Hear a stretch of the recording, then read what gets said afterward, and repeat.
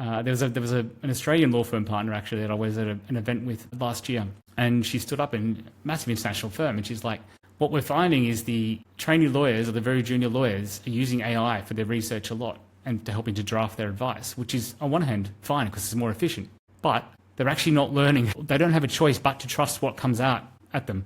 So they're not learning what's right and what's wrong. It's only one message. So whereas before they would have gone to books, they would have done their research, and they would have then, run it off a slightly more senior lawyer who would have said, no, you're wrong. And then you don't make that mistake again. Now, nobody knows what's true and what's not in some cases, because it is just if you put rubbish in, you get rubbish out.